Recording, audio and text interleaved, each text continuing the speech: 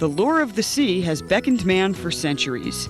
Even to this day, young men are being drawn to work on the water, and for a select group of Boy Scouts, the chance to get some hands-on experience was an opportunity they couldn't pass up.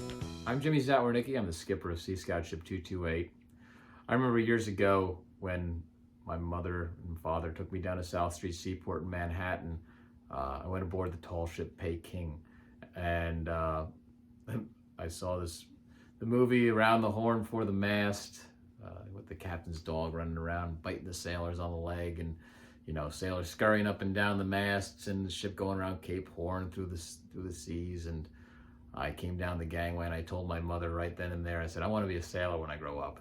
And she thought it was a bit of a phase, but actually it turned out that it wasn't.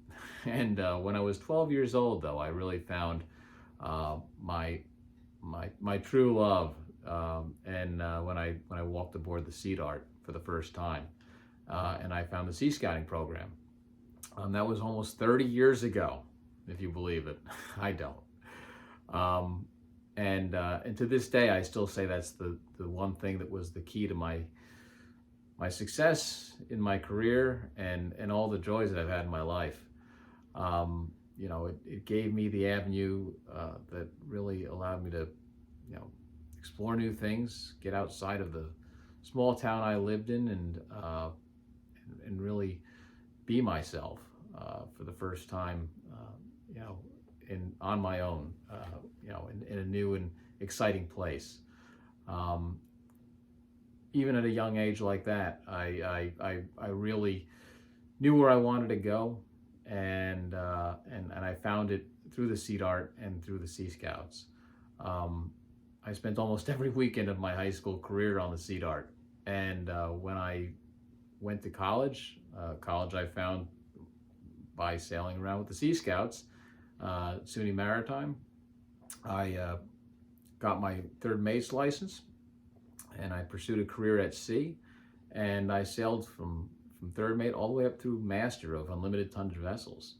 After that, I went on to pursue a career as a teacher, and I actually found my second passion, other than sailing and ships, was teaching, and I really enjoy being able to give other people the opportunity that I had and that I experienced through Sea Scouting, and that's why I still do it. To be frankly honest with you, I think what's interesting is that Sea Scouting led me to my first career going to sea as a youth, and then as an adult, it led me to my second career as a teacher, and that's why it's so important to me, and it really is something that I've sort of chosen to dedicate my life to, even though I didn't set out on that course. And I do absolutely love it, and I love watching the scouts that are out there today, do the things that I did when I was their age. It makes me feel like I'm still a teenager sometimes. And I'll be honest with you, back in 1994, there was a video done by Comcast Television at the time, and it was a short little in your town segment about our program on the Sea Scouts, and I was still at that time a very young scout, and I was the engineer on the boat. I told everybody on the video that I was going to be an engineer when I grew up. For James Zatwarnicki, it was the hum of the engine that fascinated him into becoming the ship's engineer. When I came here, I was just looking for the part where it's, you got a boat and you go out and have fun. Then I got interested in the engines, things like that. 2 years ago when I came on, I didn't know very much about all this. I mean, I read books and things, but when I came here, I went down in the engine room, and my grandfather was a mechanic too, so it's kind of in my blood. So I went down the engine room and I became interested in the engine. I see big engine and everything. Started up and real nice sound, 41 years old. I was a Boy Scout. We went camping and everything, hiking. But and we never really moved our campsites and things. I enjoyed Boy Scouting, but this was different.